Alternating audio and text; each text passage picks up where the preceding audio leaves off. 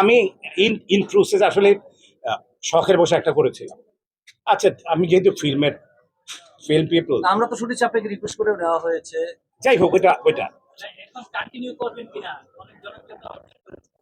Continue করব। মানে ব্যাপারটি হচ্ছে যে যদি ওই ধরনের ভালো কিছু হয়, আমি আমি ওইটাকে আমার কোনো আমার নাক কুচকানো বা ওইটা করবো না, ওইখানে ছোট সে যাবো কেন, ওই ধরনের কোনো মনোবৃত্তি আমার নেই।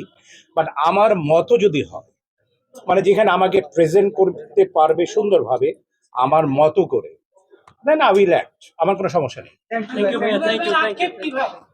জি, আমার কোনো আক্ষেপ নাই, বিকজ আমি মনে করি যে আল্লাহ তাআলা আমাকে যা দিয়েছেন, আমি যতটুকু না যোগ্য, তার চেয়ে আল্লাহ তাআলা আমাকে অনেক অনেক বেশি দিয়েছেন।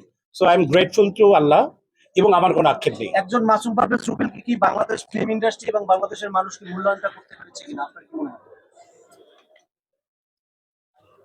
ফিল্ম ইন্ডাস্ট্রি কি পেরেছে আমি বলবো না, কিন্তু আনডাউটলি জনগণ আনডাউটলি পেরেছে। বিকজ আমি যেখানে যাই, আমি যেই ভালোবাসাটি পাই, আমি আবারও বলবো I am grateful to Allah always always. আমার শেষ প্রশ্ন সেটা হচ্ছে যে গতকালকে বিবিসি বাংলাকে রিপোর্টে বলা হয়েছে যে আওয়ামী মন্ত্রী যারা অভিনেতা ছিল তার বিভাগে না।